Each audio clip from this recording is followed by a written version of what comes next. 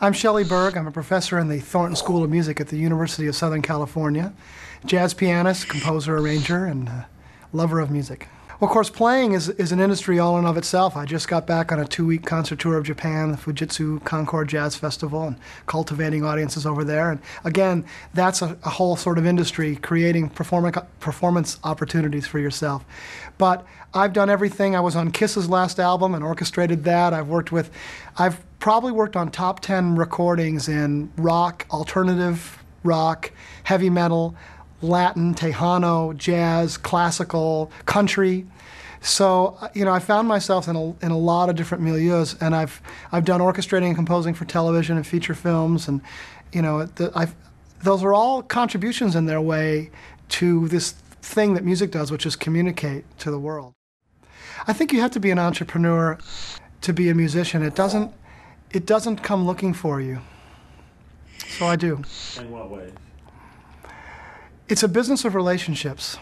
So it's not that you have to be out schmoozing and scheming so much as the friendships that you cultivate, the places that you put yourself in, the opportunities that you create for yourself by being somewhere where there can be opportunity. These are the little building blocks to a musical career.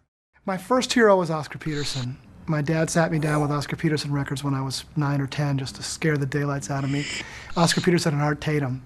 And I finally, in the late 90s, or mid-90s, did an Oscar Peterson tribute recording with Ray Brown and Ed Thigpen, and kind of got to come full circle on that.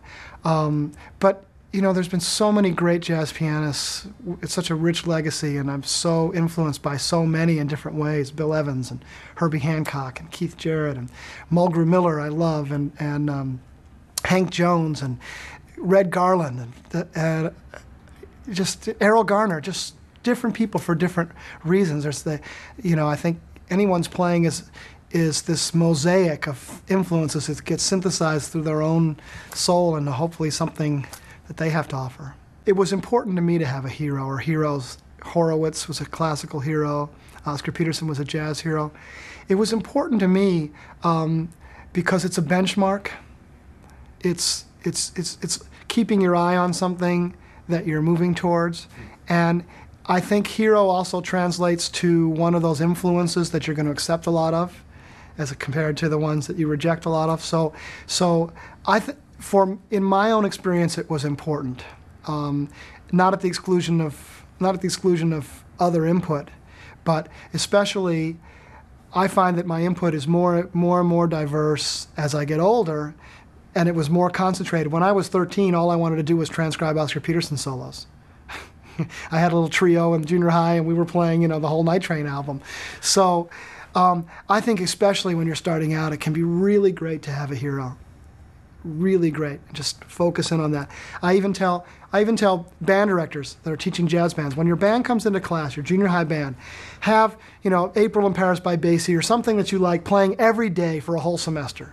You could have a different song playing every day for a whole semester, and that'd be great. But if you have that one song playing every day, every kid's going to be able to sing with the trumpet solo. Every kid's going to be able to sing all the little nuances. They're going to start hearing deeper and deeper into that music, and they're going to get more out of that than hearing 50 different recordings that semester. So maybe there's a correlation between that and a young musician really having a hero. The first thing is there's no room for equivocation. If you can imagine yourself happy doing something else,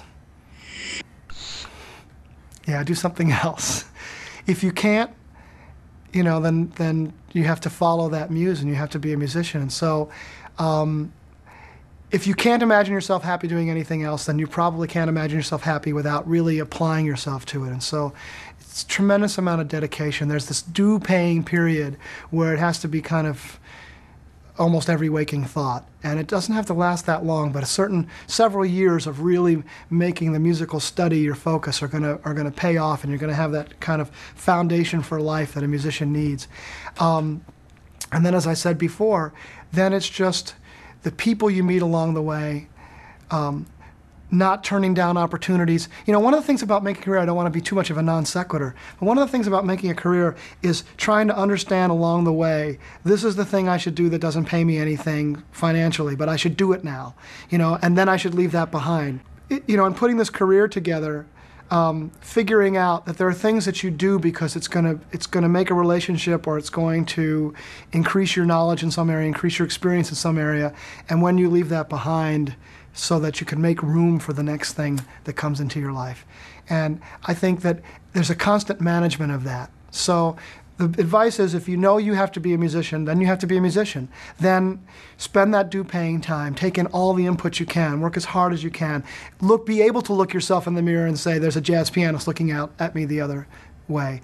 And then along the way, figuring out where you invest your time. Some people invest their money, we have our time to invest, and so we have to make careful investments. No matter what the world says, music is vital, it's essential, it's more vital than it's ever been. I call it the mortar of humanity. It binds us together no matter what our religion, our experience, our education. If you honestly and truthfully can take something that you feel and compellingly bring it to life, everybody in that audience will feel the same thing in the same way. We'll all be in the same place together. And it helps, if we can all be in that place together, appreciating the beauty of human existence, then that means we appreciate humankind. We don't want to blow each other up. We don't want to try to become king of the hill in this world. We want to live together. More than ever, being a musician is vital. It's a vital, like I said, mortar of humanity. It's really needed. It's not trivial. It's an important way to spend your life. When all is said and done, I'll be very proud of the fact that I spent my life as a musician. Music is the ultimate yin and yang. All the songs are made of the same, all the standard songs are made of the same 13 harmonic idioms, but no two great standards are really alike. You can put a language in front of somebody and say, here's all the language of bebop or all the language of post-bop or whatever, but every solo is a unique expression. So it's constantly a yin and yang. I tell my students that everything comes from the opposite. If you want to learn to play very free, learn to play very structured. If you want to learn very out, learn to play very in. So I think that you're constantly nurturing those two different things, the yin and the yang. So there's a technical well that we have to fill up, and that's all the stuff you learn to do. And I think you really can teach stuff. You can teach that a seventh resolves to a third, and be able to play a line where sevenths always resolve to thirds or never resolve to thirds. You can teach stuff. But then there's a spiritual well. The spiritual well is that place that thinks and feels and starts to understand why we're playing this piece of music. And it has to unconsciously draw from the technical well. And so that's the more difficult thing to teach, but it's the more essential thing to teach in the end, is helping people to understand that there's a purity of spirit and a trust and a surrendering yourself to music that has to happen for you to draw truly from this well of information you've given yourself by practicing. And I think that's the most difficult thing to teach, but needs to be taught. First of all, a student that comes into my studio with a piece of music better know the lyric. And they should begin to understand that nexus between lyric, harmony, melody, rhythm, where all those things meet to create special moments, and start to, at first even describe to me what things from the technical well they would use to make that expression. So really intrinsically understanding what's unique about a composition, or at least in your viewpoint what's unique, I think is very important.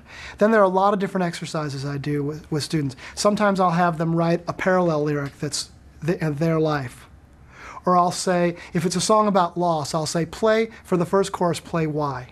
Just ask yourself why. Explore the harmonies and the rhythms and explore this chord progression in this song and play me why. Why did this happen? Why did I have this loss? Think through the story. All pieces of music have a past, a present, and a future. The past is what compelled you to write it. The present is the expression of it. The future is what you'd like to see happen as a result of expressing it. Okay, make up the whole past, present, and future. Don't just play the present of the song. Why did it get written, and what would you like to see happen? Why are you singing this song? Why are you saying, if I should lose you, the stars would fall from the sky? Are you hoping, A, that you'll get this person back? Are you knowing you're never going to get this person back and it's really a futility and that the future is ultimately loss again? I gave you my life, but I was living a dream, Are you admitting to the dream? So I get students to really go deeper into the human experience and try to call upon things in their life that can help them express that. And then we'll do it in a lot of different, very technical ways. Now do it with only one note a measure, no more than one note a bar. Play one note that says why. Play two notes and follow those two notes through for an entire course. Dig into those two notes till they've taken you everywhere your psyche can go. There are a lot of ways that you can encourage people to use what they know technically to make spiritual music. I talk to parents all the time that are concerned about their kids pursuing music.